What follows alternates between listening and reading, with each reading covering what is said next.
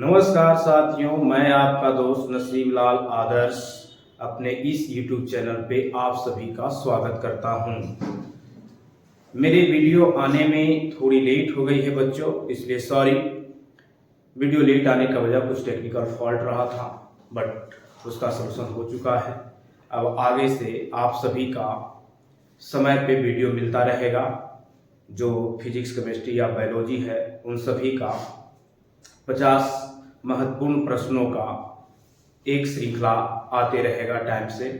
और आगे आप लोगों का सपोर्ट रहा तो बहुत जल्द मैं math, social science, Sanskrit, Hindi और इंग्लिश का भी 50 ऐसे ही महत्वपूर्ण क्वेश्चन का एक श्रृंखला लेकर आते रहूँगा। और इस श्रृंखला में आप आकर इस क्वेश्चन को टेस्ट की तरह लगाएं और देखें कि आपकी तैयारी कैसी है। यदि लगता है कि तैयारी बेहतर है तो बहुत अच्छी बात है, अगर नहीं बेहतर है तो अभी से भी आप अपने आप में सुधार ला सकते हैं। ऑब्जेक्टिव या सब्जेक्टिव को बढ़िया से, जिस चैप्टर में आप कम नंबर ला पा रहे हैं, उसे और अच्छे से थोड़ा पढ़ने की आवश्यकता है और उसको ठीक करने की ज़रूरत होगी। तो आप हमारे साथ इस सेशन को देखें और देखें आप लोग स्वयं से ईमानदारी से कि आप अपने आप से कितने क्वेश्चन बना पाते हैं। फिर तो मैं आपको समझाते हुए, डिस्क्रिप्ट करते हुए इसे आगे बताने वाले हैं। तो विद्यार्थीगण कृपया ध्यान दें और अच्छे से इस सेशन को करें। और अंत में अगर लगे कि मुझे इस YouTube चैनल आदर्श बोर्ड सक्सेस की के माध्यम से कुछ लाभ हो रहा है तो इसके वीडियो को शेयर करें, लाइक करें और मेरे इस चैनल को सब्सक्राइब करें तथा अपने दोस्तों, भाई बंधुओं के पास भी इस वीडियो को भेज दें ताकि उन्हें भी लाभ मिल सके और मैट्रिक बोर्ड परीक्षा 2025 में आप लोग का 80+ नंबर जा सके। यदि इस 50 प्रश्नों में यदि आप 35 से 40 क्वेश्चन कर लेते हैं तो समझिए आपकी तैयारी बहुत बेहतर है। अगर इससे कम आ रहा है तो बच्चों अभी आपको उन सभी चैप्टर को जिसमें आपका नंबर कम आ रहा है अच्छे से पढ़ने की आवश्यकता है। जो पढ़ा हुआ नोट्स है उसे एक बार रिवाइज करने की ज़रूरत है। मैं इसीलिए यह सेशन आप लोग के लिए कर रहा हूँ। तो विद्यार्थीगण, आज का क्वेश्चन शुरू होता है हमारा फिजिक्स का चैप्टर 2 प्रकाश का अपवर्तन, जिसका पहला क्वेश्चन बोर्ड के स्क्रीन पर आपको दिख रहा होगा। तो बच्चों ध्यान से देखिए क्या है पहला क्वेश्चन। चलिए शुरू करते हैं। क्वेश्चन है प्रकाश की चाल 3 लाख किलोमीटर पर सेकेंड है। यदि चंद्रमा से पृथ्वी की दूरी 4 लाख किलोमीटर हो तो प्रकाश को चंद्रमा से पृथ्वी तक पहुंचने में लगा समय क्या होगा। देखिए बच्चों, एक बार फिर से पढ़ते हैं प्रश्न को। प्रकाश की चाल 3 लाख किलोमीटर है। यदि चंद्रमा से पृथ्वी की दूरी 4 लाख किलोमीटर हो तो प्रकाश की चंद्रमा से पृथ्वी तक पहुंचने में कितना समय लगेगा, यही पूछ रहा है। तो यहाँ हम लोग को समय निकालना है। दूरी वाला फॉर्मूला जानते हैं, वही लगा देंगे। समय दूरी वाला, समय बराबर फॉर्मूला होता है दूरी बटा 4। दूरी बटा 4, चलिए ये होता है ना, आप लोग जानते ही हैं। तो दूरी कितना है, दूरी है मेरा 4 लाख दिया हुआ, 4 लाख दिया हुआ है दूरी, 4 लाख किलोमीटर दिया हुआ है। और उसी तरह से यहाँ पर जो है मेरा चाल जो दिया हुआ है वह है 3 लाख किलोमीटर पर सेकेंड। अब देखिए ये 5 जीरो है, 5 जीरो से 5 जीरो खत्म हो जाएगा। क्या बच जाएगा मेरे पास 4/3 सेकेंड। अब हम देख लेंगे ऐसा ऑप्शन कहां पे है। तो ऐसा ऑप्शन ग नंबर में है विद्यार्थी, ग नंबर में है 4/3 सेकेंड। यानी चंद्रमा से पृथ्वी तक प्रकाश को पहुंचने में 4/3 सेकेंड का समय लगेगा। तो पहला क्वेश्चन आप लोग अच्छे से देखे होंगे, किए होंगे और समझे होंगे। नेक्स्ट है बच्चों आप लोगों का सेकेंड नंबर क्वेश्चन है प्रकाश की चाल 3 लाख किलोमीटर पर सेकेंड है। यदि प्रकाश को सूर्य से पृथ्वी तक पहुंचने में 8.33 मिनट लगता है तो पृथ्वी से सूर्य की दूरी क्या होगा। सेम क्वेश्चन पिछले जैसा है विद्यार्थी। पिछला वाला क्वेश्चन में जो है वहां समय निकालना था और यहाँ दूरी निकालना है। तो देखते हैं, आप लोग के लिए 5 सेकंड का समय है। इस क्वेश्चन को कर करके हमको बताइए आंसर जल्दी से। कमेंट में आप लोग इसका आंसर बताएंगे। और तब तक अभी जस्ट मैंने आपको फॉर्मूला बता दिया है, समय बराबर दूरी बटा चाल होता है। उसी फॉर्मूला से आप दूरी निकाल सकते हैं। इसमें दूरी निकालना है ना। चलिए शुरू करते हैं। आपका आंसर क्या है, दूरी बराबर फॉर्मूला मैं तब तक लिख रहा हूं, तब तक आप लोग देख लीजिए इसको। दूरी बराबर फॉर्मूला हो जाएगा, दूरी बराबर समय बराबर दूरी बटा चाल होता है। तो दूरी बराबर हो जाएगा समय गुने चाल, समय गुना चाल, है ना। Time into speed, distance equal to formula हो जाता है। अब देखिए दूरी निकालना है तो समय मेरा दिया हुआ है 8.33 मिनट है। इसको हम चाहे तो सेकंड में चेंज कर सकते हैं 60, क्योंकि ये जो स्पीड है वो सेकंड में ही है, इसलिए इसको भी सेकंड में कन्वर्ट कर लेते हैं। और यहाँ पर हो जाएगा 3 लाख किलोमीटर पर सेकंड। और ये जो हम चेंज किए वो सेकंड है, सेकंड से सेकंड खत्म हो जाएगा, बच गया ये आपका। तो यहाँ पे मल्टीप्लाई कर लेंगे हम लोग। तो देखिए यहाँ पे 2 को 0 तो समाप्त हो जाएगा पॉइंट को खत्म करने में, बाकी का बच जाएगा 6 3 जा 80, यानी हो जाएगा मेरा 833 इंटू 6 3 जा 18 कर ले रहे हैं। 2 0 पॉइंट को खत्म करने में, पॉइंट 0 था 6 गो, तब कितना बच जाएगा बच्चों, बच जाएगा 2 2 4 गो बच जाएगा। अब 18 का टेबल पढ़ लेंगे हम लोग, यहाँ पे 18 का टेबल पढ़ लेंगे हम लोग, 18 का टेबल पढ़ लेंगे। 18 3 54 के 4, इस पर 2 को 0 दे देंगे, है ना, दे दिए 4 को 0। 18 3 54 के 4 बाकी में 5, 18 3 54 और 5 59 का 9 हो गया। और 18 8 44 और 5 44 और 5 कितना हो जाएगा, 18 8 44 से अब 5 हो जाएगा 49। ये लगभग जो है 15 करोड़ आ रहा है। कितना, 15 करोड़ किलोमीटर। 15 करोड़ किलोमीटर का है बच्चों ग, तो मेरा आंसर हो जाएगा ग। चलिए न्यूमेरिकल बेस्ड सारा क्वेश्चन है, थोड़ा टाइम लग सकता है। वर्ड अगर आप फॉर्मूला याद रखेंगे, मुझे आपको समझाने के कितना टाइम लग जाता है, वरना हम तुरंत आंसर इसका दे सकते हैं। चलिए आगे आते हैं। आगे है किसी माध्यम का निरपेक्ष अपवर्तनांक होता है। यह आप लोग अगर अपवर्तन का चैप्टर पढ़े होंगे तो उसमें एक डिफिनेशन है अपवर्तनांक का।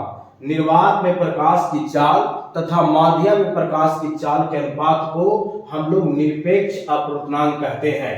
तो निरपेक्ष अपवर्तनांक निर्वात में प्रकाश की चाल तथा माध्यम में प्रकाश की चाल, देखिए यहाँ पर दिख रहा है आंसर बच्चों ग हो जाएगा। क्या हो जाएगा, ग हो जाएगा।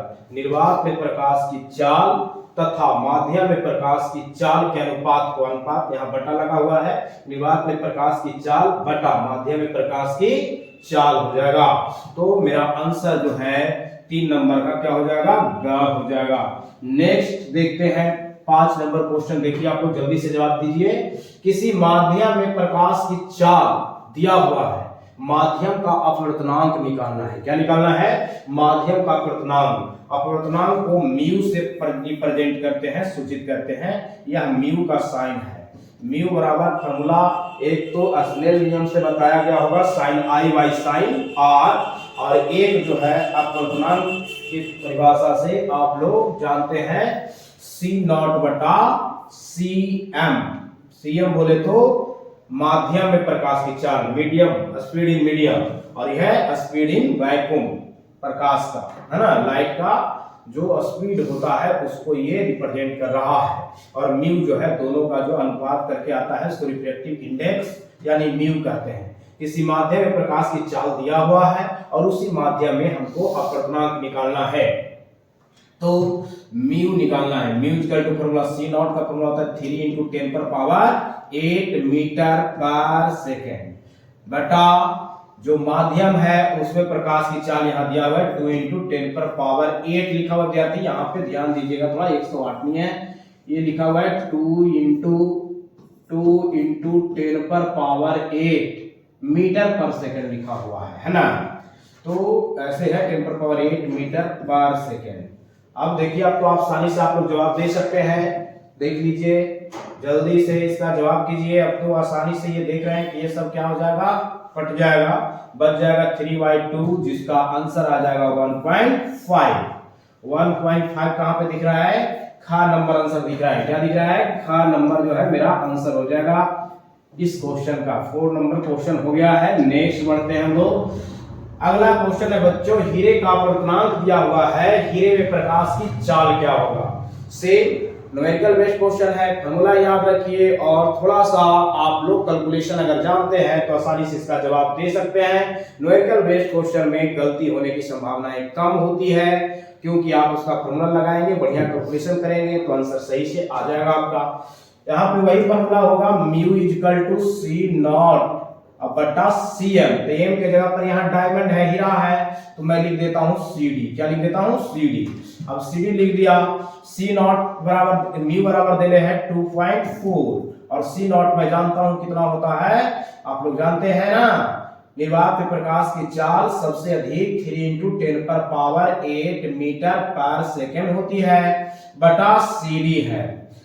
अब क्या होगा बच्चों, क्रॉस मल्टीप्लिकेशन करेंगे तो cd इक्वल टू जो निकालना है हमें, हीरे में प्रकाश की चाल, cd इक्वल टू क्या हो जाएगा 3 × 10⁸ मीटर पर सेकंड अपॉन 2.4 बटा में, है ना, हो गया। अब देखिए, ये यहां पर अगर देख रहे हैं तो ये कट जाएगा बच्चों।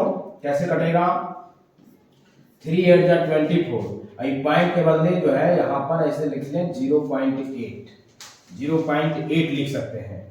अगर आप इसको ऐसे लिखना चाहते हैं तो ऐसे भी लिख सकते हैं, और यहां से देखें तो मेरा जो 8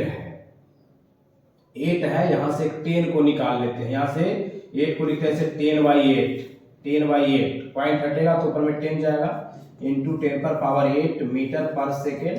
अब देखिए 8 से 10 को डिवाइड करेंगे तो लगभग आ जाएगा 1.25 ऐसे करके आएगा, तो 1.2 तक 2 डिजिट तक ही है, तो 1.2 × 10⁸ मीटर पर सेकेंड जहां है वही मेरा आंसर होगा।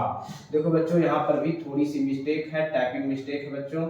यहाँ पे होगा 1.2 × 10⁸ मीटर पर सेकेंड, और आंसर भी मेरा यही होगा। यहाँ भी जो 8 देख रहे हैं लास्ट में, सब जो है यहाँ पे वो है पावर में है, यानी 7.2 × 10⁸ लिखा हुआ है, 3 × 10⁸ लिखा हुआ है, 0.8 × 10⁸ लिखा हुआ है, ये 1.2 × 10⁸ मीटर पर सेकेंड है। आंसर घ हो जाएगा, आंसर क्या हो जाएगा, घ। उसके बाद जो है तो विद्यार्थी 6 नंबर हम लोग का क्वेश्चन है, यदि प्रकाश की चाल निर्वात में हो तो कांच जिसका अपवर्तनांक दिया हुआ है, एन मतलब क्या दिया हुआ है, अपवर्तनांक म्यू दिया हुआ है। क्या दिया हुआ है बच्चों, म्यू दिया है हम लोग का, एन को ही म्यू कहते हैं। यहाँ म्यू को एन बुक में और ये सब में लिखा है ताकि आप लोग ज्यादा समझ पाए। तो म्यू यानी अपवर्तनांक दिया हुआ है 1.5 में प्रकाश की चाल क्या होगी, यानी कि हम लोग को ग्लास में, कांच में निकालना है। तो फॉर्मूला तो आप लोग जानते ही हैं, क्या होता है फॉर्मूला, फॉर्मूला क्या होता है बच्चों, फॉर्मूला होता है म्यू, फॉर्मूला होता है आप लोगों का क्या, फॉर्मूला होता है आप लोगों का mu equal to c not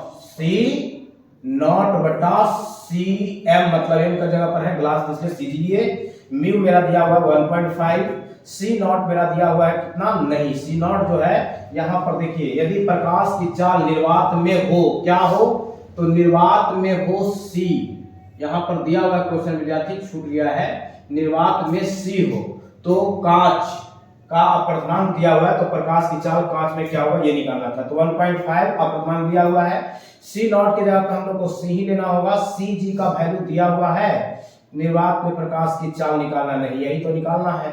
तो इधर से आएगा ये सी जी यहाँ पे, और ये जाएगा यहाँ पे क्रॉस मल्टीप्लिकेशन के माध्यम से, तो 1.5। अब इसको अगर देखें तो सी जी बराबर, पॉइंट को हटाएंगे तो पर 10c बटा 15 हो जाएगा, 5 से कटेगा, 5 2 जा 10, 5 3 जा 15, यानी 2c/3 हो जाएगा। 2c/3 कहां पे दिख रहा है, ये दिख रहा है, ये है खा नंबर आंसर। 2c/3, 2c बटा कितना हो जाएगा 3 हो जाएगा। ये आंसर नंबर हो गया आपका ख, 6 का आंसर ख हो गया। नेक्स्ट देखते हैं विद्यार्थी, निम्नलिखित में कौन सा कथन असत्य है? निम्नलिखित में कौन सा कथन असत्य है? विभिन्न माध्यमों में प्रकाश की चाल भिन्न भिन्न होती है। जो इसमें असत्य मतलब जो गलत है उसको चुनना है। इसलिए हम लोग को सबसे पहले क्या करना होगा बच्चों, हम लोग को करना होगा, इसमें देखना होगा कि कौन सा कथन सही और कौन सा गलत है। पहले ये देख लेते हैं। कह रहा विभिन्न माध्यमों में प्रकाश की चाल भिन्न भिन्न होती है, ये बात सही है। अलग अलग प्रकाश अलग अलग वस्तु से गुजरेगा तो उसमें चाल उसका बदल जाता है ना। जब सघन माध्यम में जाएगा तो चाल घट जाएगा, विरल माध्यम में जाता है चाल बढ़ जाता है। प्रकाश की निर्वात यानी शून्य में सबसे तीव्र गति होती है, एकदम सही है। निर्वात जहां कोई वस्तु नहीं है वहां से प्रकाश जब गुजरता है तो तेज तेज गुजरता है, सबसे अधिक होती है 3 × 10⁸ मीटर पर सेकंड, कई बार बता चुके हैं। जिस माध्यम के प्रकाशीय घनत्व जितना ही अधिक होता है उसमें प्रकाश की चाल उतना ही कम होगी, ये भी बात सही है। प्रकाशीय घनत्व जितना ही अधिक होता है उससे प्रकाश की चाल उतना ही क्या हो जाएगा कम। जितना प्रकाशीय घनत्व ज्यादा रहेगा वस्तु का उससे प्रकाश की चाल उतना ही कम होगा। जिस माध्यम का प्रकाशीय घनत्व जितना ही अधिक होता है उससे प्रकाश की चाल उतना ही अधिक होता है, ये गलत है। सेम लिख रहा है यहाँ पे प्रकाशीय घनत्व, लेकिन यहाँ पे आकर के इसको हो रहा है कि उतना ही अधिक होगा, गलत है ये। और हम लोग को चुनना था गलत वाला, असत्य वाला, यानी मेरा आंसर जो है क्या हो जाएगा बच्चों घ हो जाएगा। क्या हो जाएगा घ। घ के बाद अब नेक्स्ट है 7 नंबर के बाद 8 नंबर क्वेश्चन है। 8 नंबर में वायु का निरपेक्ष अपवर्तनांक वास्तव में क्या होता है? जवाब दीजिए। इसमें बहुत सा बस सिंपल क्वेश्चन है, बस थ्योरी बेस्ड क्वेश्चन है, इसमें कोई न्यूमेरिकल नहीं है। बस है वायु का निरपेक्ष अपवर्तनांक वास्तव में क्या होता है। निरपेक्ष अपवर्तनांक जो वायु का होगा वह 1 से अधिक होता है। कितना होता है 1 से अधिक। लगभग निर्वात का होता है 1, निर्वात का जो अपवर्तनांक होगा वो 1 होगा, और वायु गया तो उसमें तो प्रकाश की चाल थोड़ा कम नहीं है। जिसमें अपवर्तनांक बढ़ेगा उसमें चाल घटेगा, जिसमें चाल घटेगा अपवर्तनांक बढ़ेगा। तो वायु में निर्वात की अपेक्षा थोड़ा घटता है, इसलिए 1 से अधिक इसका अपवर्तनांक होगा वायु का। लेकिन हम लोग लेकर के बनाते हैं 1 पर, थोड़ा ज्यादा होता है इसलिए उसको निगलेक्ट कर देते हैं। नेक्स्ट क्वेश्चन है निम्नलिखित में किसका अपवर्तनांक सबसे अधिक होता है? तो इसमें सबसे अधिक जो अपवर्तनांक होगा विद्यार्थी वो हीरा का होता है। इसे ऐसे भी याद रखिएगा, कई बार एग्जाम में ये क्वेश्चन आ चुका है कि सबसे अधिक अपवर्तनांक किसका होता है, तो हीरा का होता है। यानी सबसे कम प्रकाश की चाल किस में होगा पूछेगा तो हीरा में होगा। अपवर्तनांक पूछा है सबसे ज्यादा तो हीरा होगा, सबसे कम चाल पूछेगा तो भी हीरा होगा आंसर। नेक्स्ट विद्यार्थी, निम्नलिखित में किसका अपवर्तनांक सबसे कम होता है? अब सबसे कम अपवर्तनांक का मतलब जिससे प्रकाश की चाल सबसे ज्यादा होगा, तो इन सभी जो ऑप्शन दिए हुए हैं पानी, तारपीन, केरोसिन, बेंजीन, इन सब में प्रकाश की चाल जो है सबसे ज्यादा पानी में होगा, इसलिए अपवर्तनांक सबसे कम जो है आपका पानी का होगा, यानी आंसर का हो जाएगा। देखिए विद्यार्थी आप लोग करते जाइए, आप लोग जल्दी जल्दी आंसर बताइएगा। निम्नलिखित में कौन सा कथन सत्य है? निम्नलिखित में कौन सा कथन सत्य पता करना है बेटा, इसलिए इसमें 3 ऐसे ऑप्शन होंगे जो गलत होगा, एक ही आंसर इसमें एक ऑप्शन सही है जिसको चुनना है। तो देख लेते हैं। पानी की अपेक्षा वायु प्रकाशता सघन माध्यम है, एकदम गलत है। वायु विरल माध्यम है पानी से। वायु में प्रकाश की चाल ज्यादा होता है और पानी में कम होता है। जिसमें कम गया चाल वो सघनता ज्यादा हो जाएगा। यहाँ सघन माध्यम पानी की अपेक्षा वायु प्रकाशता सघन माध्यम है, ये गलत है। और पानी की अपेक्षा कांच प्रकाशता विरल माध्यम है, यह भी गलत है। पानी विरल है, कांच क्या होता है सघन। तो इस अपेक्षा दूसरे की अपेक्षा, इसलिए ये भी गलत है।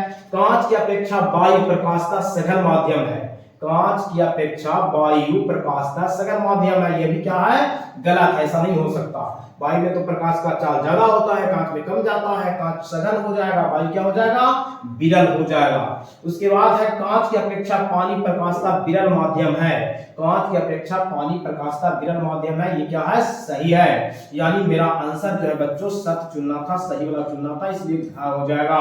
तो देख लिए आप लोग, इसको कर लिए।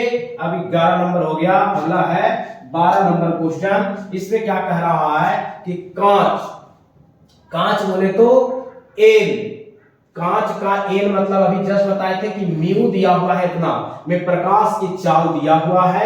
यहाँ पर जो चाल है बेटा ये 2 × 10⁻8 मीटर पर सेकेंड है। ये यहाँ पे टाइपिंग मिस्टेक है। एक द्रव में प्रकाश की चाल 2.5 × 10⁻8 मीटर ही है। 10⁻8 मीटर ही है। ये भी 2.5 × 10⁻8 मीटर पर सेकंड है। ये भी टाइपिंग मिस्टेक है, थोड़ा सा ध्यान दीजिएगा और टाइपिंग मिस्टेक को थोड़ा नेगलेक्ट करिएगा। बाकी देख लीजिए आगे क्या कह रहा है बच्चों। आगे है आप लोगों का कि निकालना क्या है, इसका अपवर्तनांक निकालना है, उस द्रव का अपवर्तनांक। तो देखो बेटा इसमें ये जो दिया हुआ है इसका कोई मतलब नहीं है, हमको इसकी कोई जरूरत ही नहीं है। और प्रकाश की चाल यहाँ पर जो दिया हुआ है कांच में, और यहाँ एक द्रव में प्रकाश की चाल दिया हुआ है, उस द्रव का अपवर्तनांक केवल निकालना है जिस द्रव में प्रकाश चल रहा है। तो इसके लिए तो हमको इस द्रव की चाल चाहिए और C0 चाहिए। C0 मतलब निर्वात में प्रकाश की चाल चाहिए। इसलिए ऊपर वाला इस मान की जरूरत नहीं है, बस क्वेश्चन घुमाने के लिए इतना लंबा क्या हुआ है। हम लोग बस अपवर्तनांक निकालना है। म्यू बराबर फॉर्मूला कई बार लिख चुके हैं अभी इसी सेशन में। तो म्यू बराबर क्या लिखे थे बेटा, C0/Cm। m के जगह पर कोई द्रव है तो लिक्विड लिख देते हैं, द्रव है या कोई पदार्थ है, m भी रहने दे सकते हैं, कोई दिक्कत नहीं है। Cm लिख दिए। अब है कि हमको यही तो निकालना है। C0 बराबर होता है 3 × 10⁻8 मीटर पर सेकेंड। उसके बाद जो है जो उस द्रव में प्रकाश की चाल जो दिया हुआ है 2.5 × 10⁻8 मीटर पर सेकेंड। चलिए ठीक है। अब देखिए ये तो बेटा कट जाएगा। अब है 2.5 तो हो जाएगा 30/25। 30/25 को अगर पॉइंट में चेंज करेंगे तो 1 टाइम में लगेगा पॉइंट, है ना। बाकी कितना बच जाएगा 5, वो कट जाएगा ऐसे, यानी 1.20 जो लिखा हुआ है ये हो सकता है, यानी यही आंसर होगा। ये था कम में 0.80, ये नहीं होगा, ये होगा, यानी मेरा आंसर जो है 1.20 होगा। कैसे बना मैंने बना के भी दिखा दिया है। न्यूमेरिकल बेस्ड क्वेश्चन है। आप लोग अगर जानते थे जवाब तो जल्दी जल्दी देते जाइएगा।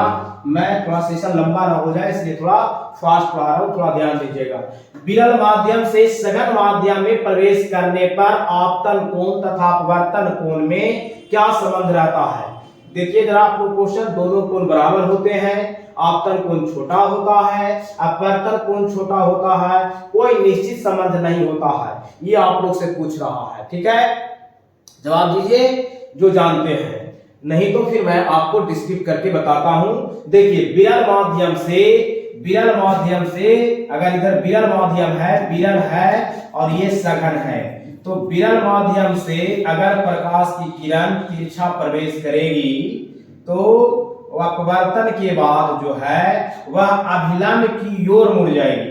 यानी कि ये जो कोण I है और ये जो कोण R है, ये है अपवर्तन कोण। ये क्या दिख रहा है बेटा, छोटा दिख रहा है, नहीं दिख रहा है, और ये क्या है, बड़ा है।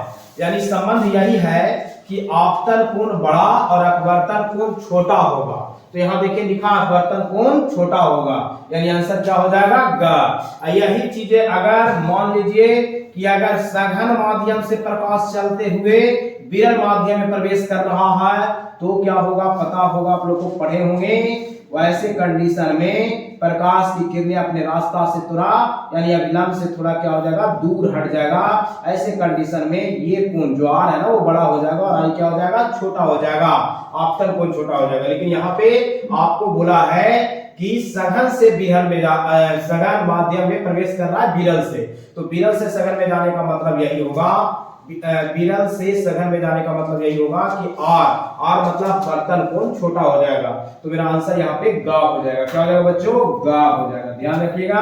ग के बाद अब नेक्स्ट क्वेश्चन अगर हम लोग देखते हैं तो यदि प्रकाश की किरण विरल माध्यम से सघन माध्यम में जाती हो तो स्नेल का नियम आपतन कोण के निम्नलिखित में किस मान के लिए लागू नहीं होता। देखिए अपवर्तन के दो नियम, परावर्तन के भी दो नियम, अपवर्तन का जो दूसरा नियम है उसी को हम लोग स्नेल नियम भी कहते हैं। और स्नेल नियम में आप लोग को बताया गया होगा म्यू इक्वल टू फॉर्मूला होता है sin I बटा sin R। क्या होता है, sin I बटा sin R।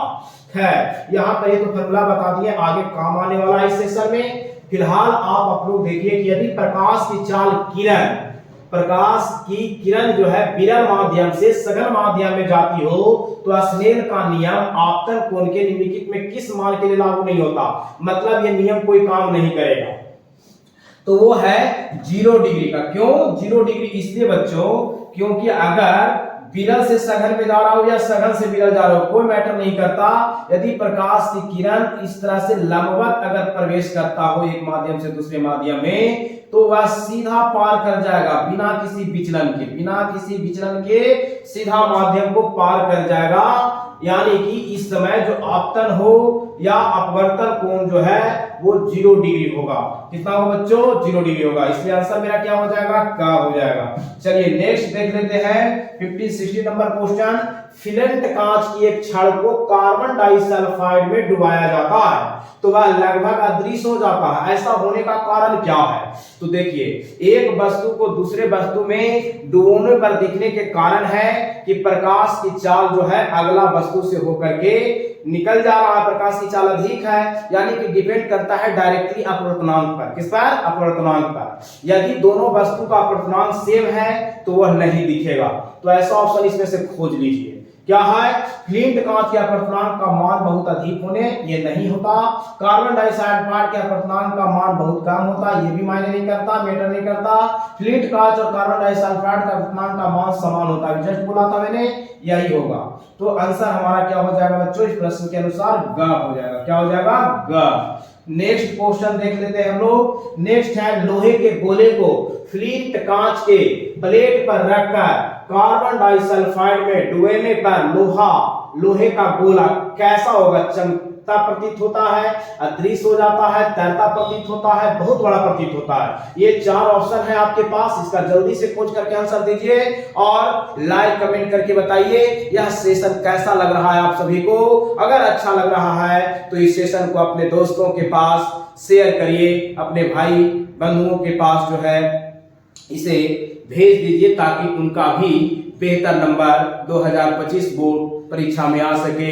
इसकी मैं कामना करता हूं कि आप लोग का बेहतर नंबर आए, बेहतर नंबर से पास करें। और देखिए आगे का इसमें आप लोग देख लिए होंगे, क्वेश्चन पढ़ लिए होंगे। इसमें बेटा ये होगा कि लोहे के गोले को फ्लिंट कांच के प्लेट पर रखकर कार्बन डाइसल्फाइड में डुबोने पर लोहे का गोला जो है वह तैरता हुआ प्रतीत होगा। इसके पीछे भी कारण अपवर्तनांक है। क्या है? अपवर्तनांक है। तो नेक्स्ट क्वेश्चन है एक पदार्थ पर प्रकाश की किरण जो है 60 डिग्री के कोण पर आपतित होती है। यदि परावर्तित एवं अपवर्तित किरणें परस्पर लंबवत हो तो पदार्थ का अपवर्तनांक क्या होगा? एक पदार्थ है पर प्रकाश की किरण 60 डिग्री के कोण बना करके गिर रहा है, आपतित हुआ। यदि परावर्तित यानी इसमें से कुछ प्रकाश परावर्तित हुआ होगा, कुछ अपवर्तित हुआ होगा, इन दोनों किरणें के बीच में जो कोण बन रहा है वह 90 डिग्री का बन रहा है बच्चों। तो पदार्थ का अपवर्तनांक क्या होगा? ऑप्शन है 1/3, 1/√3, एक है √3 और एक है 1/2। तो कैसे बनाएंगे, इसका क्या आंसर होगा बच्चों? जल्दी से देख लीजिए आप लोग। तो मैं इसका डिस्क्रिप्ट करता हूं, आंसर आप लोग का आ गया होगा, है ना? चलिए नहीं आया है कोई बात नहीं, मैं अभी ला कर दिखाता हूं, पहले समझाता हूं आपको। ये रहा कोई वस्तु को दो माध्यमों को अलग करने वाली सतह जिस पर प्रकाश की किरण मान लीजिए इस तरह से गिर रहा है, जहां पर वो 60 डिग्री का कोण बना रहा है। कितना डिग्री का कोण बना रहा है बेटा? 60 डिग्री का। और इससे प्रकाश का कुछ अंश ऐसे प्रवर्तित होगा तो आप जानते हैं कि यहां पर भी कितना डिग्री का कोण बनेगा? ये I और ये R रिफ्लेक्शन का, ये भी बनेगा 60 डिग्री। आप जानते हैं परावर्तन के नियम से आपतन कोण परावर्तन कोण दोनों क्या होता है? आपस में बराबर होता है। आपतन कोण के बराबर परावर्तन कोण होता है। क्या होता है? आपतन कोण के बराबर परावर्तन कोण होता है। तो बाकी का यहाँ पर देखिए ये लंब से 90 डिग्री बनता है तो ये 30 डिग्री बच रहा है। ठीक है, अब जो है प्रकाश जब इस माध्यम में प्रवेश करेगा तो अपवर्तित होगा। अपवर्तित इस प्रकार से हो रहा है कि इन दोनों के बीच में 90 डिग्री का कोण बने। ठीक है, अब 90 डिग्री में बेटा ये 30 डिग्री कट गया है, 90 डिग्री में 30 डिग्री कट गया तो 90 डिग्री में इधर 90 डिग्री बनता है, इधर कितना बचा 60 डिग्री, और ये अभिलंब है तो यहां से यहां भी 90 डिग्री है, तो 60 कट गया तो ये कितना बचेगा 30 डिग्री। यानी मेरा कोण आई जो है 60 डिग्री दिया हुआ है, कोण आर जो है वो 30 डिग्री दिया हुआ है। ये था क्वेश्चन का सार। अब बनाते हैं स्नेल का नियम लगा करके हम अपना वैल्यू निकाल लेंगे। स्नेल का नियम क्या कहेगा? स्नेल का नियम कहेगा कि म्यू इक्वल टू, है ना, म्यू इक्वल टू फॉर्मूला होता है sine i upon sine r, sine r. चलिए होता है ना, चलिए साइन आई का मतलब है साइन 60 डिग्री अब बटा साइन 30 डिग्री। जल्दी से बताइए कि साइन 60 डिग्री का और साइन 30 डिग्री का वैल्यू कितना होता है, कमेंट में आप लोग जल्दी से बताइए और आंसर देखिए आ जाएगा आप लोग का। आंसर कितना आ जाएगा? साइन 60 डिग्री का वैल्यू आपको बताएं, नहीं बताएं तो देख लीजिए, मैं बता रहा हूं, अगर बता दिए तो कोई बात नहीं, आगे सोल्व करते हैं। √3/2 होता है और 30 डिग्री का मान जो है A1/2 होता है। कितना होता है? 1/2। फर्स्ट को 4 से और सेकंड को थर्ड से मल्टीप्लाई करेंगे तो आएगा √3 इंटू 2/2 इंटू 1। 2 से 2 कट जाएगा, 1 का कोई वैल्यू नहीं नीचे में, तो ऊपर में √3 बच गया। यानी मेरा आंसर क्या हो गया विद्यार्थी? √3। यानी मेरा इस क्वेश्चन का आंसर है ग। क्या है बेटा? ग है। आगे बढ़ जाते हैं, इसके आगे क्या क्वेश्चन है? इसके हैं या आगे, यदि जल एवं कांच के निर्वात, यदि जल एवं कांच के निर्वात के सापेक्ष अपवर्तनांक क्रमशः 4/3 तथा 3/2 यानी 4/3 तथा 3/2 है, तो कांच का जल के सापेक्ष अपवर्तनांक निकालना है। देखिए निरपेक्ष अपवर्तनांक अभी तक पीछे देख रहे थे, यहां पे आ गया है सापेक्ष अपवर्तनांक। तो सापेक्ष अपवर्तनांक जिसको म्यू आर कहेंगे, क्या कहेंगे? रिलेटिव रिफ्रैक्टिव इंडेक्स होता है mu r equal to formula जो होता है विद्यार्थी, आप लोग देख करके जब तक अगर क्वेश्चन पढ़ लिए हैं तो जवाब दीजिए, तब तक मैं इधर आपको फॉर्मूला लिख करके सॉल्यूशन बताता हूं। म्यू आर बराबर फॉर्मूला क्या होता है कि जिसके सापेक्ष निकालना है उसको आगे रखना है। आप लोग ऐसे पढ़े होंगे, आप लोग को बुक वगैरह में रखता है ऐसे m21 बराबर m2 बटा μ2/μ1, यानी जिसका निकालना है उसको ऊपर रखना है, जिसके सापेक्ष निकालना है उसको नीचे रखना है। तो आप यहाँ क्वेश्चन में देख लीजिए कि किसके सापेक्ष निकालना है और किसका निकालना है। तो यहाँ यदि जल एवं कांच का निर्वात में प्रकाश का अपवर्तनांक, जल में म्यू, जल को लिख देते हैं म्यू डब्ल्यू बराबर हमारा कितना दिया हुआ है, आगे वाला जल है तो आगे क्रमशः लगाया हुआ तो 4/3 है किसका? Mu W. उसके बाद म्यू आर जो है मेरा म्यू आर, यहाँ पे एक है कांच, कांच के लिए जी ले लेते हैं, तो म्यू जी मेरा दिया हुआ है 3/2। फॉर्मूला हो जाएगा बेटा, सापेक्ष किसका निकालना है? तो निकालना है सापेक्ष किसका? जल का। जल एवं कांच में निर्वात के सापेक्ष, के निर्वात के सापेक्ष अपवर्तनांक कितना दिया हुआ है? तो कांच का निकालना है जल के सापेक्ष। तो कांच वाला कहाँ रहेगा? ऊपर। तो कांच का ऊपर हो जाएगा कितना? 3/2 और इसका कितना हो जाएगा? 4/3। अब क्या होगा? पहला गुना चौथा और दूसरा गुना तीसरा करेंगे तो 3 into 3 और 4 into 2 यानी कि हो जाएगा 9/8 कितना? 8। अब देख लीजिए ऑप्शन कहां पे दिख रहा है 9/8, ये देखिए 9/8 है, 9/8 है, ये 9/4 है और ये जो है गा देख रहे हैं ये 1 है और ये 2 है। ये कितना है बेटा? ये यही तो आंसर आ रहा है मेरा। यानी कि इस क्वेश्चन का जो आंसर है वो का होगा। क्या होगा? का होगा, है ना। Well done. अगर आप लोग देख रहे हैं बेहतर लग रहा है आप लोगों को और आप लोग ऐसे ही आगे सेशन को बढ़ाते रहिए। आप लोग का मैं ऐसे ही हर सब्जेक्ट का हर एक चैप्टर से 50 ऑब्जेक्टिव क्वेश्चन का, महत्वपूर्ण ऑब्जेक्टिव क्वेश्चन का जो है सीरीज लेके आते रहेंगे। तो विद्यार्थी अगला क्वेश्चन है 19 नंबर में, प्रिज्म की अपवर्तनांक सतह से होकर प्रवेश करती हुई जब प्रकाश की किरण बाहर निकलती है तब, प्रिज्म की अपवर्तनांक सतह से होकर प्रवेश करती हुई जब प्रकाश की किरण बाहर निकलती है तब क्या होता है? किरण प्रिज्म के शीर्ष की ओर मुड़ जाती है, किरण प्रिज्म के आधार की ओर मुड़ जाती है, किरण सीधा निकल जाती है, किरण मुड़ने का कोई नियम नहीं है। जरा ध्यान दीजिए इन ऑप्शन पे और इसका जवाब आप लोग कमेंट सेक्शन में लिखकर जल्दी से भेजिए। चलिए देखते हैं आपका नेक्स्ट है बच्चों, ये इस प्रकार का प्रिज्म होता है। वास्तव में प्रिज्म एक इस प्रकार का इधर इसकी सतह होती है। अगर प्रकाश की किरणें यहाँ से सतह पर ऐसे जाती है तो वो आफ्टर रिफ्रैक्शन अपवर्तन के बाद ऐसे मुड़ जाती है। इधर आधार है इसका, क्या बच्चों, आधार है, तो आधार की ओर मुड़ जाती है। ऐसा कुछ अगर लिखा हुआ है वही आंसर होगा। प्रिज्म का एक गुण होता है कि वह अपनी सतह से होकर जाने वाली किरणों को क्या करती है, वो आधार की ओर मोड़ देती है। किरण प्रिज्म के शीर्ष की ओर मुड़ जाती है, किरण प्रिज्म के शीर्ष की ओर मुड़ जाती है, किरण प्रिज्म के आधार की ओर मुड़ जाती है। आंसर खा हो जाएगा। अभी तो बोला आधार की ओर मोड़ने की गुण होती है और आधार की ओर मोड़ देती है, तो 19 नंबर क्वेश्चन का आंसर खा हो जाएगा। नेक्स्ट क्या है बच्चों, निम्नलिखित में किसका उपयोग लेंस बनाने के लिए नहीं किया जा सकता है। ये चार ऑप्शन है, हवा, पानी, पारा और कांच। जल्दी से जवाब दीजिए आप लोग, क्या आंसर होगा, किसका इसमें जो है हम लोग लेंस बनाने के लिए उपयोग नहीं करते। हवा, हवा से लेंस बन सकता है, पानी वगैरह में हवा का जो बुलबुला होता है लेंस जैसा काम करता है, पानी भी लेंस जैसा काम कर सकता है। पारा का उपयोग हम लोग, ये ट्रांसपेरेंट नहीं होने की वजह से पारा का उपयोग हम लोग मुंह बनाने के लिए नहीं कर सकते हैं। कांच का उपयोग जो है हम लोग कर सकते हैं, कांच का उपयोग कर सकते हैं। यानी कि हमारा आंसर जो है जिसका उपयोग नहीं किया जा सकता उसका लिखना था, इसलिए आंसर हो जाएगा ग। क्या हो जाएगा बच्चों, ग हो जाएगा आंसर। नेक्स्ट क्या है बच्चों, 22 नंबर, लेंस का प्रकाश केंद्र, ऑप्टिकल सेंटर जो है लेंस का प्रकाश केंद्र, लेंस का प्रकाश केंद्र से संबंधित यहाँ 4 पॉइंट दिया हुआ है, कौन सही होगा ये पता करना है। हमेशा लेंस के पदार्थ के अंदर स्थित होता है, लेंस के पदार्थ के अंदर स्थित होता है, हमेशा लेंस के पदार्थ के बाहर स्थित होता है केंद्र जो है, हमेशा लेंस की सतह पर स्थित होता है, लेंस के अंदर बाहर या उसकी सतह पर हो सकता है, लेंस के अंदर बाहर या उसकी सतह पर हो सकता है ना।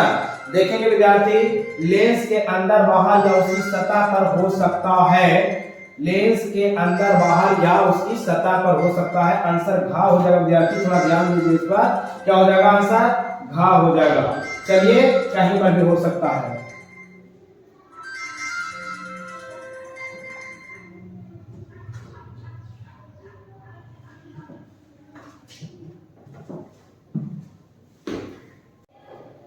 लेंस का प्रकाश केंद्र ऑप्टिकल सेंटर वाली ये क्वेश्चन जो थी वो आप समझ गए हैं, इसका आंसर क्या हो जाएगा, घ हो जाएगा, है ना। नेक्स्ट है 22 नंबर क्वेश्चन, जब प्रकाश की किरण किसी मोटे लेंस के प्रकाश केंद्र से होकर गुजरती है। प्रकाश केंद्र लेंस का वह मध्य बिंदु होता है जहां से प्रकाश की किरणें बिना मुड़े सीधे पार कर जाती हैं।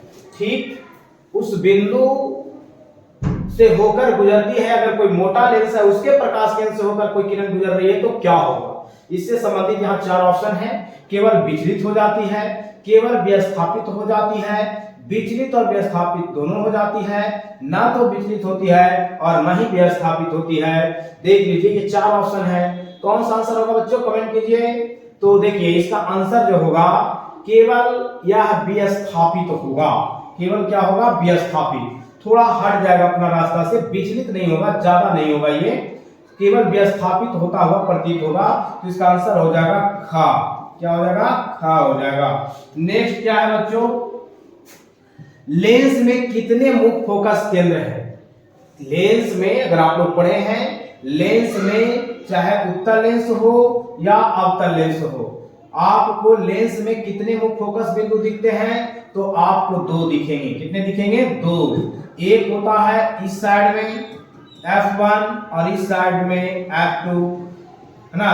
इसका एक मार्जिन है F1 F2, कहीं भी ले सकते हैं, कोई फर्क नहीं पड़ता। और इसकी दुगनी दूरी पर 2F1 आप लोग पढ़े होंगे, 2F2 पढ़े होंगे, इस तरह से, है ना। तो बच्चों आप लोग जो है जानते हैं कि इसमें 2 फोकस बिंदु होता है, तो आंसर हो जाएगा क्या, खा, क्या हो जाएगा, खा। अब तक जवाब दे चुके होंगे आप लोग। 25 नंबर है, 24 नंबर, अनंत से जब एक वस्तु को एक अभिसारी लेंस के फोकस बिंदु के पास लाया जाता है तो वस्तु का प्रतिबिंब, अनंत से जब एक वस्तु को एक अभिसारी लेंस के फोकस बिंदु के पास लाया जाता है तो वस्तु का प्रतिबिंब क्या होगा, अनंत से लाया जा रहा है ना। अनंत पर जब वस्तु रहता है तो प्रतिबिंब जो है फोकस पर और कैसा बनता है, तो छोटा बनता है। लेकिन यहाँ पर क्या किया जा रहा है, अनंत से जब एक वस्तु को एक अभिसारी लेंस के फोकस बिंदु के पास लाया जाता है तो वस्तु का प्रतिबिंब क्या होता जाएगा, कुछ छोटा हो जाएगा, उसी आकार का रहता है, लेंस से दूर जाता है कि लेंस के पास आता है, ये पूछ रहा है। नहीं, चलिए देखिए, छोटा हो जाता है, उसी आकार का रहता है, लेंस से दूर जाता है या लेंस के पास आता है, आपको बताइए जल्दी कमेंट में। नहीं बता रहे हैं या बता रहे हैं तो देखिए, बता दिए वो भी गौर से देखें, ना बताए वो भी देखें, क्योंकि मैं इसमें कुछ बताने वाला हूं। जब अनंत पर रहता है वस्तु तो कहां पर बनता है, फोकस पर बन रहा होता है प्रतिबिंब, यानी लेंस के नजदीक जाएगा। और फोकस पर जब आता है तो कहां जाता है, अनंत पे जाता है, यानी बहुत दूर होता चला जाता है, यानी कि इसका आंसर हो जाएगा लेंस से दूर, लेंस से दूर हो जाता है, यानी ग हो जाएगा आंसर, क्या हो जाएगा, ग। नेक्स्ट है 26 नंबर, एक अभिसारी लेंस बनाता है, कैसा प्रतिबिंब बनाता है ये पूछ रहा है। अभिसारी लेंस मतलब उत्तल लेंस, सदैव आभासी प्रतिबिंब बनाएगा, सदैव वास्तविक प्रतिबिंब बनाएगा, कभी आभासी तो कभी वास्तविक बनाएगा, या इनमें से कोई नहीं। तो आप जानते हैं अवतल लेंस के द्वारा हमेशा आभासी प्रतिबिंब बनता है, जबकि उत्तल लेंस, अभिसारी लेंस का है मतलब उत्तल लेंस, उत्तल लेंस जो है कभी आभासी प्रतिबिंब बनाता है तो कभी आपको वास्तविक प्रतिबिंब बनाता है। इसलिए इसका भी आंसर क्या हो जाएगा बच्चों, ग हो जाएगा, क्या हो जाएगा, ग हो जाएगा। नेक्स्ट है, यदि लेंस का आधा भाग काले कपड़े में लपेट दिया जाए तो लेंस द्वारा बने बीम पर क्या प्रभाव होगा, है ना। जल्दी से ऑप्शन देखिए और जवाब दीजिए, कमेंट सेक्शन में अपना जवाब लिखिए। कोई प्रभाव नहीं होगा, प्रतिबिंब पहले से नाप में आधा होगा, प्रतिबिंब लुप्त हो जाएगा, प्रतिबिंब की तीव्रता कम हो जाएगी। क्या होगा बच्चों, काला कपड़ा है, प्रकाश को क्या करेगा, थोड़ा अवशोषण कर लेता है, काला कपड़ा है ना, काले कपड़े में लपेटे हैं, इसलिए लाइट को ऑब्जर्व करने की वजह से प्रतिबिंब की तीव्रता थोड़ी क्या हो जाएगी, घट जाएगी, यानी आंसर मेरा क्या हो जाएगा बच्चों, घ हो जाएगा, घ। नेक्स्ट है 27, निम्नलिखित में कौन सा कथन असत्य है, इसमें कौन सा कथन है जो असत्य मतलब गलत है। चलिए गलत वाला को खोजना है तो पहले सब सही वाला को चुन लेते हैं। एक उत्तल लेंस के फोकस पर रखा पर दीप्त विद्युत बल्ब समांतर किरण पुंज देगा। एक उत्तल लेंस के फोकस पर कोई वस्तु रखा हुआ है और उसका जो विद्युत बल्ब को जलता हुआ विद्युत बल्ब रखा हुआ वहां पे फोकस पे, तो समांतर किरण पुंज देगा, देगा कि नहीं देगा। आप जानते हैं कि फोकस की दिशा में आपतित किरण वो अपवर्तन के बाद या परावर्तन के बाद क्या हो जाती है, वो प्रधान अक्ष के समानांतर हो जाती है, सबके सब समानांतर हो जाती है, तो यहाँ पे समानांतर हो जाएगा, क्या हो जाएगा बच्चों, समानांतर, यानी कि सही है। उत्तल लेंस समांतर प्रकाश पुंज को अपने फोकस पर अभिसारित करता है, तो उत्तल लेंस अभिसारी लेंस होता है, पीछे वाला बताए हैं, तो समांतर प्रकाश पुंज को वो अपने फोकस पर अभिसारित करेगा, ये भी सही है। अवतल लेंस समांतर प्रकाश पुंज को अपसारित कर देता है, तो अवतल लेंस अपसारित ही करता है, ये भी सही है। उत्तल लेंस द्वारा भासी प्रतिबिंब तथा बनता है जब वस्तु फोकस दूरी से अधिक दूरी पर रहता है। उत्तल लेंस द्वारा आभासी प्रतिबिंब तब बनता है जब वस्तु फोकस दूरी से अधिक दूरी पर रहता है, ऐसा कोई बात नहीं है। उत्तल लेंस में प्रकाश केंद्र तथा फोकस के बीच स्थित वस्तु का प्रतिबिंब जो है वह आभासी बनता है, और यहाँ लिख रहा है कि फोकस से दूर रहता है तब, ऐसी कोई बात नहीं है, इसीलिए यही गलत है। और हमको गलत मतलब सत्य क्वेश्चन खोजना था, कथन खोजना था, तो वो मेरा आंसर यहाँ पर क्या दिखा रहा है बच्चों, घा दिखा रहा है। चलिए घा है, घा हो गया। नेक्स्ट है 29, उत्तल लेंस से आवर्धित वास्तविक प्रतिबिंब बनेगा जब वस्तु रखी गई हो, यानी आपसे पूछ रहा है कि किस पॉइंट पे रखने से उत्तल लेंस में वस्तु का प्रतिबिंब बड़ा और वास्तविक प्रतिबिंब बनेगा। बड़ा भी होना चाहिए और कैसा होना चाहिए, वास्तविक प्रतिबिंब होना चाहिए। तो ऑप्शन को पढ़िए और जवाब दीजिए। ऑप्शन है फोकस दूरी और दुगनी फोकस दूरी के बीच, फोकस के अंदर, अनंत पर, दुगनी फोकस दूरी पर, है ना, फोकस दूरी और दुगनी फोकस दूरी के बीच में, और फोकस के अंदर, अनंत पर, दुगनी फोकस दूरी पर। देख लीजिए, जब फोकस पर आता है तो अनंत पर बहुत बड़ा प्रतिबिंब बनता है। फोकस और 2f2 दुगनी फोकस दूरी के बीच में भी रहेगा तो बड़ा प्रतिबिंब और वास्तविक प्रतिबिंब बनेगा, उल्टा प्रतिबिंब बनेगा। तो ऑप्शन नंबर का सही दिख रहा है। क्या दिख रहा है? का ही आंसर सही है। फोकस के अंदर नहीं, अनंत पर नहीं और दूरी फोकस दूरी पर नहीं, अवधिक बड़ा प्रतिबिंब बनाना था, इसलिए का नंबर इसका ऑप्शन सही है। नेक्स्ट है 29 नंबर क्वेश्चन। एक वस्तु 30 सेंटीमीटर फोकस दूरी वाले उत्तल लेंस से 30 सेंटीमीटर की दूरी पर रखी हुई है। एक वस्तु है 30 सेंटीमीटर फोकस दूरी वाले उत्तल लेंस से। कौन सा लेंस है? उत्तल लेंस है। उत्तल लेंस में और 30 सेंटीमीटर की दूरी पर रखा है। लेंस की वस्तु की ओर 15 सेंटीमीटर खिसका देने पर वस्तु का प्रतिबिंब कैसा बनेगा? तो देखिए, 30 सेंटीमीटर की दूरी पर रखी हुई है। 30 सेंटीमीटर की दूरी पर फोकस दूरी 30 सेंटीमीटर है। इसका एफ जो है ना, एफ जो है 30 सेंटीमीटर है। एक वस्तु 30 सेंटीमीटर फोकस दूरी वाले उत्तल लेंस से 30 सेंटीमीटर की दूरी यानी फोकस पर ही रखा हुआ था। अब लेंस को वस्तु की ओर क्या कर दिया गया? खिसका दिया गया। 15 सेंटीमीटर खिसकाया गया, यानी 15 सेंटीमीटर, यानी अब जो u है वो कितना है? 15 सेंटीमीटर। फोकस तो वही रहेगा, यानी वस्तु जो है फोकस और लेंस के बीच में आ गया, यानी प्रकाश केंद्र के बीच में आ गया। ऐसे स्थिति में प्रतिबिंब जो है आभासी बड़ा बनता है, आवर्धित बनता है। तो आभासी और वस्तु से बड़ा जहां पर ऑप्शन दिख रहा है वही ऑप्शन सही होना चाहिए। देख लीजिए, वास्तविक और वस्तु से छोटा, वास्तविक और वस्तु से बड़ा, आभासी और वस्तु से छोटा, तो आभासी और वस्तु से बड़ा, यानी आंसर नंबर था सही हो जाएगा। क्या हो जाएगा? सही हो जाएगा। नेक्स्ट है, एक फोकस दूरी वाले लेंस में किसी वस्तु तथा उसके वास्तविक प्रतिबिंब के बीच न्यूनतम दूरी क्या होगा? एक फोकस दूरी वाले कोई लेंस है, किसी वस्तु तथा उसके वास्तविक प्रतिबिंब के बीच की जो न्यूनतम दूरी होगी वो क्या होगा? देखिए, अगर हम 2f1 पर अगर वस्तु को रख दें तो इसका प्रतिबिंब 2f2 पर बने, जो वास्तविक उल्टा और वस्तु के बराबर होगा, है ना।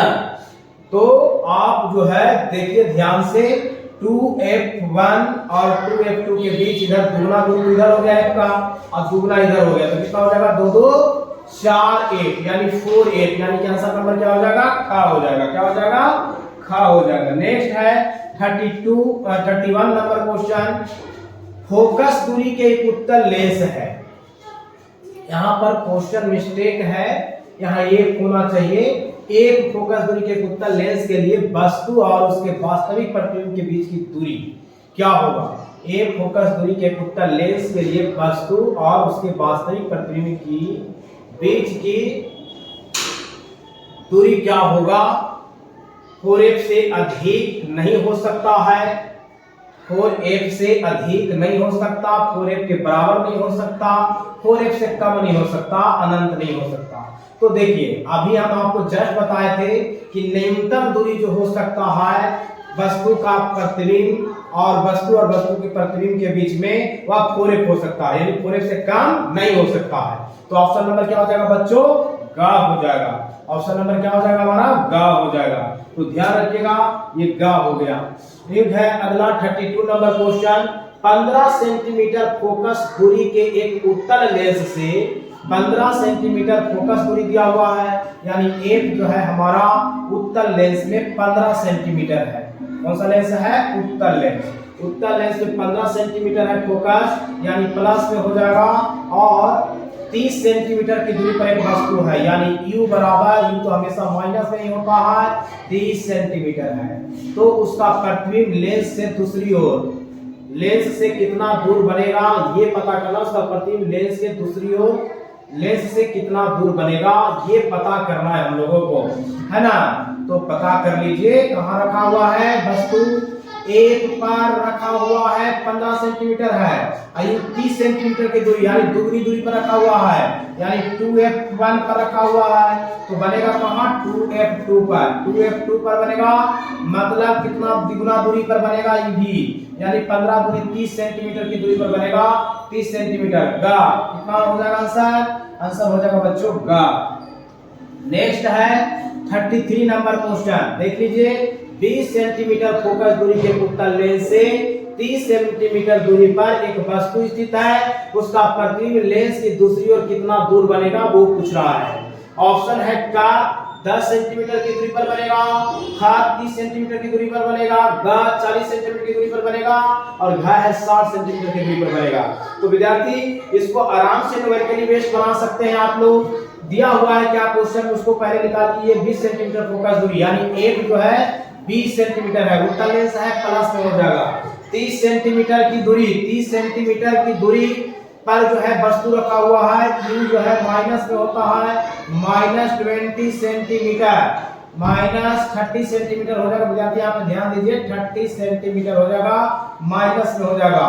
और उसका प्रतिबिंब लेंस की दूरी से कितना दूर होगा, तो लेंस फॉर्मूला लगा दीजिएगा 1/f बराबर 1/v माइनस 1/u लगाइएगा।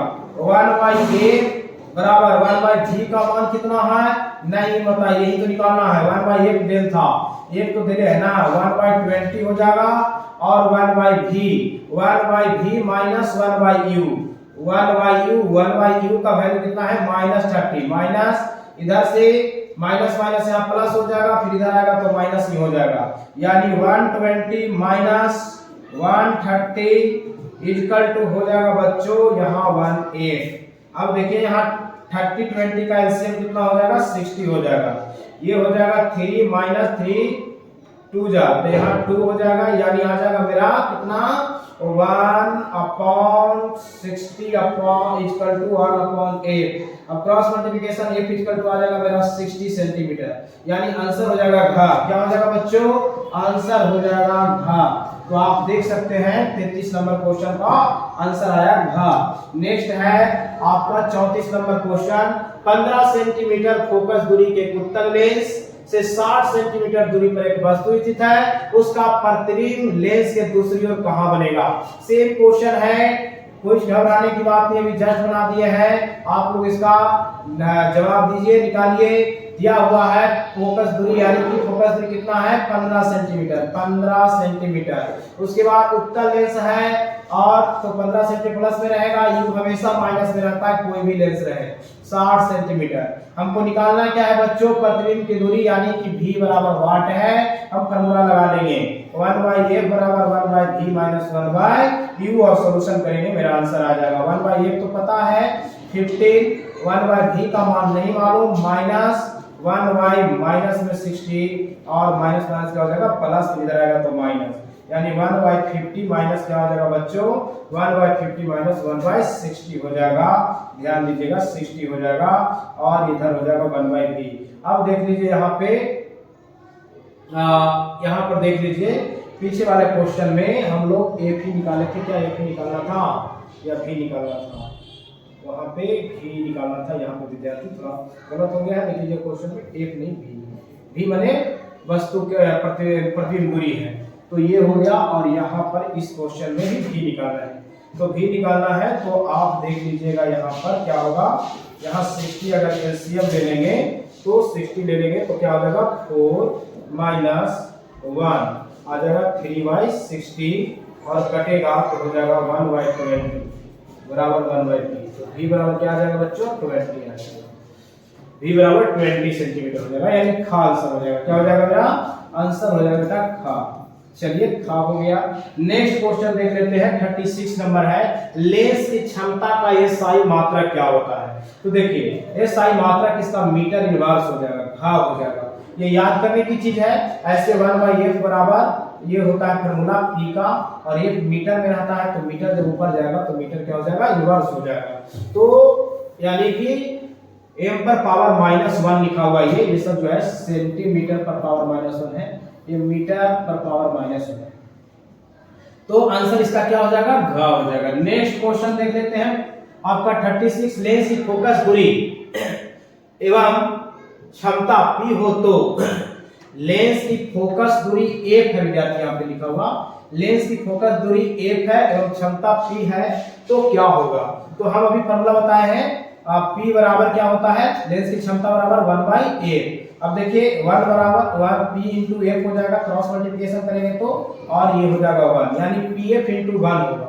यानी यह आंसर हो जाएगा ग। क्या हो जाएगा इसका आंसर बेटा? ग हो जाएगा। नेक्स्ट है आपका 37 नंबर क्वेश्चन। एक अवतल लेंस की फोकस दूरी 50 सेंटीमीटर है। एक अवतल लेंस है, उसकी फोकस दूरी जो है 50 सेंटीमीटर दिया हुआ है। इसकी क्षमता क्या होगी, है ना? क्षमता निकालना है। क्या निकालना है? क्षमता निकालना है। अवतल लेंस है, अवतल लेंस की जो फोकस दूरी होती है वह माइनस में दिया जाता है 50 सेंटीमीटर, है ना? और इसको यदि हम मीटर में चेंज करेंगे तो क्या होगा? 50/100 हो जाएगा। सेंटीमीटर में दिया होता है, मीटर में नहीं है, सेंटीमीटर में है, तो इसको मीटर में चेंज कर रहे हैं। माइनस में तो माइनस कटेगा तो 1/2 हो जाएगा। कितना हो जाएगा? 1/2 हो जाएगा। 1/2 को हम लोग 0.5 भी लिख सकते हैं। कितना मीटर हो गया। अब हमको P निकालना है। P बराबर फॉर्मूला आपका 1/8 और 1/0.5, और 0.5 को अगर चेंज करेंगे तो हो जाएगा 10/5, कटेगा तो 2। माइनस में था, 1 का वैल्यू इसमें था, इसलिए माइनस में, यानी -2 डायरेक्टर जो है आंसर हो जाएगा, यानी खा हो जाएगा आंसर। क्या हो जाएगा विद्यार्थी? खा आंसर हो जाएगा इसका। 37 नंबर क्वेश्चन का ऑप्शन ये आ जाएगा। अगला है 38 नंबर। 38 नंबर क्वेश्चन है, किसी लेंस की क्षमता 4.0 डायरेक्टर है, तो यह है क्या है? क्या में 40 सेंटीमीटर फोकस दूरी वाला अवतल लेंस है, 25 सेंटीमीटर फोकस दूरी वाला उत्तल लेंस है, 40 सेंटीमीटर फोकस दूरी का उत्तल लेंस है, 25 सेंटीमीटर फोकस दूरी का अवतल लेंस है। देखिए इसका ऑप्शन बताइए। सबसे पहला तो जो क्षमता दिया हुआ है वो प्लस में दिया हुआ है, इसी से पकड़ में आ जाएगा। दो ऑप्शन तो ऐसे ही कट जाएगा। प्लस में देने का मतलब क्या होगा विद्यार्थी? कि यह उत्तल लेंस होगा। कौन सा लेंस होगा? उत्तल लेंस, यानी ऑप्शन जो है उत्तल लेंस वाला ही कोई सही होगा। चलिए बना के ही देख लेते हैं। अगर आप लोग बना लिए हैं, आंसर बता दिए हैं तो बहुत अच्छी बात है, वरना देखिए P बराबर फॉर्मूला होता है 1/f। अब P बराबर 1/f होता है, जहां पर आप देख लें तो यहां पर आप गौर फरमाइए क्या होगा? P का वैल्यू दिया हुआ है 4 = 1/f। अब क्या होगा? अब एक बराबर मेरा हो जाएगा 1/4 मीटर। अब इसको सेंटीमीटर में यदि हम चेंज करना चाहें तो हो जाएगा 100 से मल्टीप्लाई, 100 से क्या हो जाएगा बेटा? मल्टीप्लाई हो जाएगा। 100 से यदि मल्टीप्लाई करेंगे तो कट जाएगा 25, यानी 25 सेंटीमीटर का उत्तल लेंस है, यानी ऑप्शन नंबर ख आंसर हो जाएगा। कितना हो जाएगा? आंसर नंबर ख हो जाएगा। अगला है 39 नंबर क्वेश्चन। 39 नंबर क्वेश्चन में क्या कह रहा है? निम्नलिखित में कौन सा कथन गलत है? निम्नलिखित में कौन सा कथन गलत है? इसका मतलब है इसके 3 ऐसे क्वेश्चन होंगे जिसका 3 ऐसे कथन होंगे जो सत्य होगा और एक इसमें असत्य होगा। तो चुन लेते हैं कौन है। उत्तल लेंस की फोकस दूरी धनात्मक होती है। अभी तो बताए थे उत्तल लेंस की फोकस दूरी क्या होती है? धनात्मक होती है, ये सही है। अवतल लेंस की फोकस दूरी ऋणात्मक होती है, ये भी सही है। लेंस की क्षमता का स्थायी मात्रक डायरेक्टर होता है, ये भी आप लोग याद कर लीजिएगा। इस सब के सब सही है। और अब एक ही तो बच गया है, आवर्धन के मान में ऋणात्मक चिन्ह का अर्थ है कि प्रतिबिंब वास्तविक है, ये गलत है। ऋणात्मक मान आभासी प्रतिबिंब को दर्शाता है और धनात्मक मान जो है वास्तविक प्रतिबिंब को दिखाता है, ये उल्टा लिखा हुआ है, यानी यही गलत है। और जो गलत है उसी को चुनना था, इसलिए इस प्रश्न के अनुसार मेरा आंसर जो है वो क्या हो जाएगा बच्चों? घ हो जाएगा। क्या हो जाएगा? घ हो जाएगा। नेक्स्ट जो है 41 नंबर देखा जाए तो निम्नलिखित में से कौन सा कथन गलत है? देख लीजिए, इसमें भी वही देखना है कि इसमें से 4 ऑप्शन में से कोई जो है 3 सही है और एक गलत है, जिसको निकालना है, चुनना है। तो चुन लीजिए जल्दी जल्दी। किसी लेंस की क्षमता जो P है उसकी फोकस दूरी के व्युत्क्रम से मापी जाती है। 50 सेंटीमीटर फोकस दूरी वाले उत्तल लेंस की क्षमता +2d होगी। 5d क्षमता वाले लेंस की फोकस दूरी 20 सेंटीमीटर होगी। 2 मीटर फोकस दूरी वाले अवतल लेंस की क्षमता 0.2d होगी।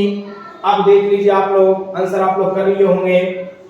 अब मैं आपको बता दे रहा हूं, किसी भी उत्तल लेंस की, किसी भी लेंस की क्षमता उसकी फोकस दूरी की क्या होती है? चाहे उत्तल हो या अवतल, व्युत्क्रम होता है। P बराबर फॉर्मूला बताया ना 1/f, मतलब उल्टा कर दिया गया है। F होता है 1 के नीचे 1, उल्टा करेंगे 1/1 4, इसी को कहते हैं।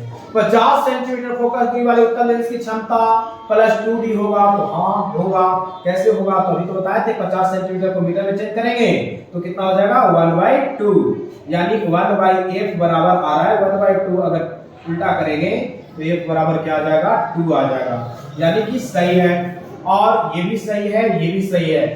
5d क्षमता वाले लेंस की फोकस दूरी 20 सेंटीमीटर होगी और 2 मीटर फोकस दूरी वाले अवतल लेंस की क्षमता 0.2d होगी। 2 मीटर वाला है तो 1 कितना हो जाएगा 2। अगर इसको भाग देंगे तो आएगा कितना 0.5। देखिए ये गलत है, ये क्या है गलत है। और 5d वाले क्षमता वाला जो है उसका 20 सेंटीमीटर आएगा। इसको अगर चेक करना है तो 1/f बराबर मेरा दिया हुआ है कितना 5d दिया हुआ है बच्चों, 5d दिया हुआ है 5d। तो 5d दिया हुआ है तो f बराबर क्या हो जाएगा, f बराबर हो जाएगा 1/5। अगर सेंटीमीटर में चेंज करेंगे तो आ जाएगा 20, यानी कि 20 सेंटीमीटर। ये क्या था, सही था। यानी मेरा आंसर जो है इस क्वेश्चन का 40 नंबर प्रश्न के अनुसार घ नंबर आंसर होगा। कितना नंबर होगा बेटा, घ ऑप्शन जो है इसका सही है। चलिए घ ऑप्शन सही नहीं है बल्कि घ ऑप्शन होगा, ये ऑप्शन गलत था, हमको गलत निकालना था, इसीलिए घ इसका आंसर सही होगा। किस दर्पण से हमेशा वस्तु से छोटा प्रतिबिंब प्राप्त होता है? किस दर्पण से हमेशा वस्तु से छोटा प्रतिबिंब प्राप्त होता है? किस दर्पण से हमेशा वस्तु से छोटा प्रतिबिंब प्राप्त होता है? दर्पण की बात कर रहा है तो दर्पण वाला चैप्टर में हम इसको पढ़ाए थे, वहां से हम 10 क्वेश्चन आप लोग को रिवीजन के लिए दे लिए हैं। यहाँ से क्वेश्चन थोड़ा मिक्सिंग है फर्स्ट चैप्टर और सेकंड का, थोड़ा ध्यान दीजिएगा। तो उसमें पढ़ाए थे कि दर्पण से हमेशा वस्तु से छोटा प्रतिबिंब जो प्राप्त होगा वह हमेशा किसमें होगा, समतल दर्पण, उत्तल दर्पण या अवतल दर्पण। देखिए विद्यार्थी यहाँ पर जो है ये क्वेश्चन कोई नहीं आंसर सही होगा, ऑप्शन डी होगा। देखिए क्यों होगा मैं समझा देता हूं, थोड़ा सा ध्यान दीजिएगा। समतल दर्पण में हमेशा वस्तु के बराबर प्रतिबिंब और आभासी प्रतिबिंब प्राप्त होता है। उत्तल दर्पण में जो है छोटा भी प्रतिबिंब प्राप्त होता है हर वस्तु के बराबर। अगर दूर पर किसी वस्तु का रखा जाए तो उसका प्रतिबिंब वस्तु के बराबर होता है ना, आभासी होता है। इसलिए उत्तल भी इसमें नहीं होगा। अवतल में तो आप जानते हैं कि छोटा और बड़ा दोनों प्रकार के प्रतिबिंब बनते हैं, इसलिए अवतल तो होगा ही नहीं होगा। अतः ये कोई नहीं, जो ऑप्शन दिख रहा यही आंसर होगा, डी होगा। क्या होगा, डी होगा। 41 नंबर क्वेश्चन हो गया बेटा। 42 है, किस दर्पण से वस्तु का बड़ा प्रतिबिंब बनता है? जल्दी से जवाब दीजिए। किस दर्पण से वस्तु का बड़ा प्रतिबिंब बनता है? बड़ा की बात कर रहा है, दर्पण की बात कर रहा है। समतल, अवतल, उत्तल या कोई नहीं। किस दर्पण से वस्तु का बड़ा प्रतिबिंब? देखिए अभी जस्ट बता चुके हैं, उसके हिसाब से भी आंसर दे सकते हैं। समतल तो हमेशा बराबर बनाता है। अवतल प्रतिबिंब जो है वस्तु का बड़ा प्रतिबिंब बना सकता है। उत्तल बराबर या छोटा बनाता है, इसलिए भी नहीं होगा। तो ये और ये नहीं है, ये भी नहीं है, आंसर होगा अवतल। क्या हो जाएगा, अवतल। यानी कि मेरा आंसर नंबर जो है खा हो जाएगा, खा हो जाएगा।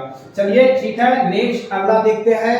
प्रकाश के परावर्तन के कितने नियम है? वाह कितना इजी क्वेश्चन है बच्चों, और हर बार एग्जाम में पूछा जाता है, चाहे परावर्तन का पूछे या अपवर्तन का पूछे।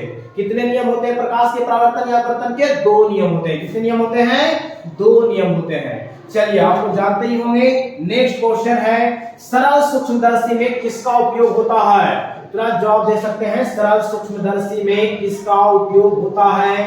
अवतल दर्पण का, उत्तल दर्पण का या अवतल लेंस का या उत्तल लेंस का? जल्दी से जवाब दीजिए कमेंट में। आप लोग के लिए ये छोड़ रहे हैं बच्चों। 44 नंबर क्वेश्चन का जवाब आप लोग कमेंट में देंगे। किस लेंस के द्वारा सिर्फ काल्पनिक प्रतिबिंब बनता है? ये भी हम पीछे बता चुके हैं, इसलिए आप लोग इसका जवाब देंगे। देखिए उत्तल है, अवतल है, बाइफोकल, इनमें से कोई नहीं। किस लेंस की बात क्या है? किस लेंस के द्वारा सिर्फ काल्पनिक प्रतिबिंब बनता है? उत्तल लेंस, अवतल लेंस, बाइफोकल, इनमें से कोई नहीं। केवल काल्पनिक प्रतिबिंब बनाने वाला आप लोग जानते हैं अवतल लेंस होता है। कौन सा लेंस होता है? अवतल लेंस होता है। और परावर्तन के नियम से निर्धारित होता है। परावर्तन के नियम से निर्धारित होता है। अवतल कोण, परावर्तन कोण कि अपरावर्तन कोण, अपवर्तन कोण, आपतन कोण, विचलन कोण, इनमें से कोई नहीं। तो परावर्तन के नियम में आपको आपतन कोण और परावर्तन कोण की जरूरत पड़ता है, इसलिए इसका ऑप्शन जो है ए सही हो जाएगा 46 नंबर क्वेश्चन का। और बच्चों अगला है 47 के बाद 47 नंबर क्वेश्चन है, काल्पनिक प्रतिबिंब होता है, कैसा होता है? बहुत इजी क्वेश्चन है, इसका भी जवाब आप लोग देंगे, छोड़ दे रहे हैं। तो काल्पनिक प्रतिबिंब हमेशा कैसा होता है, मैं पिछले सेशन में बता दिया था, इसका भी जवाब आप लोग देंगे और आप लोग दे भी दिए होंगे। 49 नंबर क्वेश्चन, लेंस में मुख्य फोकस की संख्या कितनी होती है? लेंस में मुख्य फोकस की संख्या कितनी होती है? पीछे ये क्वेश्चन मैं बता चुका हूं विद्यार्थी, ये क्वेश्चन आ चुका है, इसलिए इसको भी मैं आप लोग के लिए ही छोड़ देता हूं। 50 नंबर क्वेश्चन, बाकी मैं बाद में अगर कहिएगा कमेंट करके तो इसका जवाब बता दूंगा, छोड़ रहा हूं आप लोग के लिए। सर्च लाइट का प्रवर्तक सतह होता है, सर्च लाइट का प्रवर्तक सतह उत्तल होता है, अवतल होता है, समतल होता है, कोई नहीं। चलिए मैं इसका जवाब बता दे रहा हूं आप लोगों को, क्योंकि आप लोग इसमें कंफ्यूज हो सकते हैं। सर्च लाइट जो गाड़ी का हेडलाइट जिससे आगे की ओर प्रकाश जाती है, वह अवतल दर्पण रहता है। क्या रहता है? अवतल दर्पण रहता है, और उसके मुख्य फोकस पर बल्ब रखा होता है, जिससे प्रकाश निकल करके जब पड़ती है तो वह सारी किरण को क्या कर देता है? समानांतर कर देता है, जिससे दूर तक दिख सके। इसीलिए सर्च लाइट की प्रवर्तक सतह जो होती है कैसा होता है बच्चों? अवतल होता है। क्या होता है? अवतल होता है। और यह लास्ट क्वेश्चन जो है 50 नंबर है, सोलर कुकर में प्रयोग किया जाता है कौन सा दर्पण का? जवाब दीजिए बच्चों, यह भी बहुत इजी क्वेश्चन है और यह भी पहले वाला सेशन का क्वेश्चन है, पहले वाला चैप्टर में इसको पढ़ाया गया होगा, पढ़े आप लोग। अवतल दर्पण का उत्तल दर्पण का, समतल दर्पण का, उत्तल तथा अवतल दोनों दर्पण का, इसका विद्यार्थी आंसर हो जाएगा ए नंबर। कौन सा हो जाएगा? ए। अवतल दर्पण का उपयोग किया जाता है सोलर कुकर में। और इसी के साथ हमारा 50 क्वेश्चन का ये सेशन समाप्त होता है। जल्द ही मैं केमिस्ट्री और बायोलॉजी का भी ऐसे ही 50 महत्वपूर्ण क्वेश्चन का सेशन लेकर आने वाला हूं। यदि आज का सेशन आपको अच्छा लगा हो, आपने इसका जवाब अच्छा दिया है या न भी दिया है, तो इसे सुधारने के लिए और ऐसे ही हर एक चैप्टर को अपने आप को जांचने के लिए कि आप कितना अच्छा कर पा रहे हैं, मैं आगे और सेशन लाते रहूं, इसके लिए आप लोग हमें सपोर्ट करें। मेरे इस YouTube चैनल आदर्श बोर्ड सक्सेस की को सब्सक्राइब करें, मेरे इस सेशन को लाइक, शेयर और कमेंट कर बताएं कि और इसमें क्या क्या चाहिए आपको। और मैं आपके नए जो भाई जो 10th में जा रहे हैं, बहन जो 10th में है या 9th में है, उसके लिए भी फुल चैप्टर का आपके ही लैंग्वेज में जिसमें आप समझ सकते हैं लेकर आने वाला हूं। तो वेट कर रहा हूं, आप लोग जितना जल्दी कमेंट करके हमें बताएंगे कि हाँ सर नया सेशन स्टार्ट किया जाए, तो मैं करूंगा वो 9th 10th के विद्यार्थी के लिए, है ना। तो विद्यार्थी इसी के साथ सेशन समाप्त करता हूं। जय हिंद, जय भारत।